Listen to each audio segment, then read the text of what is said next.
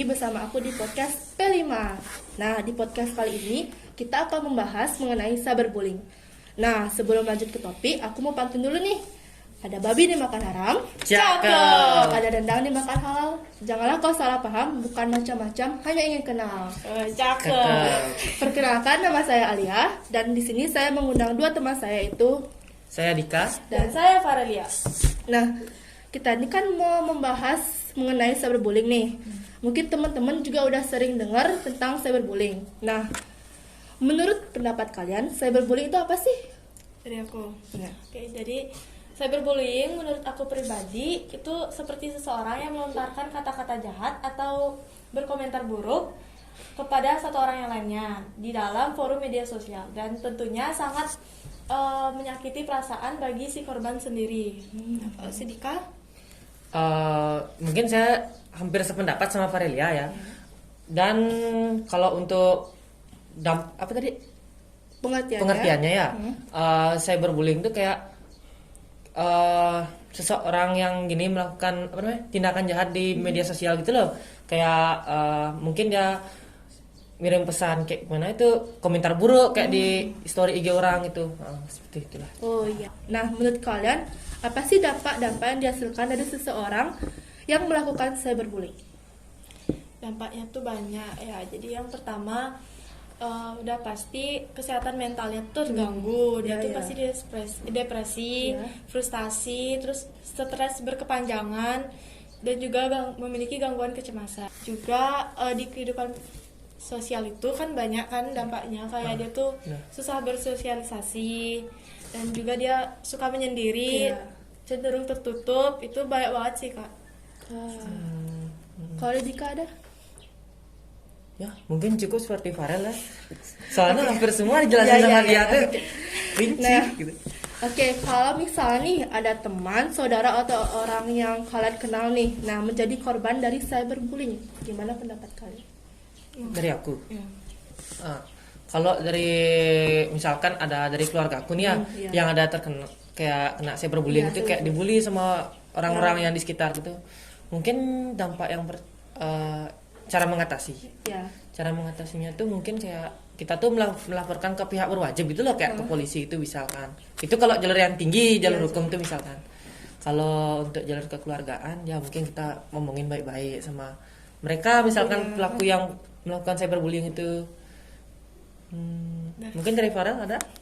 Dari aku, kalau misalnya ada teman aku yang jadi korban cyberbullying ya, aku tuh pasti bakal bantuin dia, kayak nenangin dia, kayak ngasih motivasi dia gitu, terus nenangin dia kayak yang elus-elus tangan, elus-elus kuda, pokoknya nemenin dia lah, dan biarin dia kayak meluapkan emosinya dia gitu. Nah, oke, kalau gitu pendapat kalian sendiri nih, gimana sih cara mengurangi atau mengatasi aksi cyberbullying? Mungkin bisa dijelaskan? Cara mengatasinya Mungkin dari Farel dulu. ada sih, tapi itu tergantung dari didikan orang tua sendiri. Dari orang tua mengajarkan anaknya. Kalau orang tua mau anak yang baik tuh pasti kayak diajarin anaknya sopan santun, terus diajarin anaknya juga untuk berhati-hati mengirim pesan atau berkomentar di dalam media sosial. Dan itu kayak candaan yang misalkan satu orangnya itu menganggap bercanda, tetapi pihak yang lain menganggap serius, itu pasti kayak gitulah. Terus juga cara mengatasinya udah sih gitu aja kalau dari didikan orang tua. Gitu sih, Kak, ada? Ya mungkin juga dari bimbingan di sekolah mungkin kalau bukan hanya sekedar orang tua aja, di sekolah juga perlu gitu, kayak mungkin bimbingan dari guru kayak ngasih arahan ya, bener, arahan biar nggak kayak kita tuh salah jalan gitu loh dalam istilahnya. Tidak. Udah? Oke, keren nih pendapatnya Farel sama Dika. Jadi aku mau nanya lagi nih pertanyaan yang dipaparin sama teman aku kemarin. Sebenarnya apa sih perbedaan cyberbullying dan cyber harassment? Bukankah itu sama-sama perundungan di dunia maya? Nah, cyberbullying sama cyber harassment. Cyber harassment itu jadi cyber stalking ya. Cyber stalking. Jadi dia tuh sebenarnya emang sama perundungan di dunia maya, cuman cyber harassment tuh kayak lebih mengikuti, kayak menguntit orang gitu. Kalau itu kan di real life ya, kalau di dunia maya itu kayak ngejar-ngejar orang itu, pokoknya sampai orang itu ketakutan. Dan itu juga pelakunya udah pasti orang dewasa kalau cyber harassment tuh. Kalau cyberbullying tuh pelakunya tuh mungkin bisa seusia dengan korban sendiri, tapi bisa juga orang dewasa. Itu sih. Kalau Dika ya? Nah, mungkin saya hampir Sama aku ya, hampir sependapat mungkin sama Farel. Soalnya gini, kalau cyber harassment tuh dampaknya menurut aku tuh dampaknya itu lebih buruk daripada cyberbullying. Karena kenapa? Kalau cyberbullying itu kan kita cuma melontarkan kata-kata kalau di komentar. Nah, kalau di cyber harassment nih kita tuh kayak melakukan tindakan gitu loh. Kayak biar orang tuh gimana ya caranya, kalau dalam bahasa keren itu kena mental lah istilahnya, takut gitu loh. Takutan, bisa mungkin kayak gimana ya, tekanan mental tuh mungkin ya.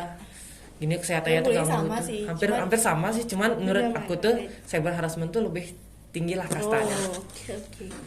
Nah, setelah penjelasan mengenai cyberbullying yang sudah dipaparkan oleh Dika dan Farelia, nah ada nggak sih saran atau harapan dari kalian buat anak-anak zaman sekarang mengenai cyberbullying? Apalagi sekarang kan banyak anak-anak kecil yang menggunakan media sosial atau handphone tanpa pengawasan orang tua. Nah, gimana sih? Dari Ke. Kalau mungkin dari aku ya, dari orang tua itu pertama jangan ngasih anaknya tuh main HP sembarangan, kayak gimana gitu, kayak diawasi, biar nggak komentar negatif itulah mungkin. Karena kalau media sosial itu kan banyak macam-macam orang, terus juga pokoknya hal-hal yang lain gitulah yang belum, itu buat anak di bawah umur kan. Di bawah umur. Terus kalau untuk seumuran kita nih ya mungkin tetap jaga perkataan, jaga sikap. sebenarnya attitude nomor satu itu sih.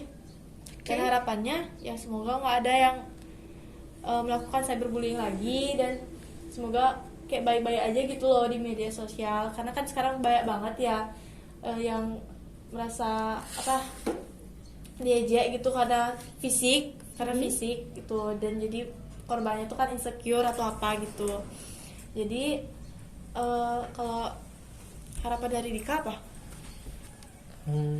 Kalau harapan dari aku sih ya gitu sih, hampir sependapat sih kayak. Ya pokoknya gitu deh. Pokoknya biar semua itu aman, intinya aman. Itu aja. Oke, jadi itu sedikit penjelasan mengenai cyberbullying dari Dika dan Farelia. Nah, bisa kita tarik kesimpulan jika peran orang tua sangat penting dalam penggunaan media sosial bagi anak-anak.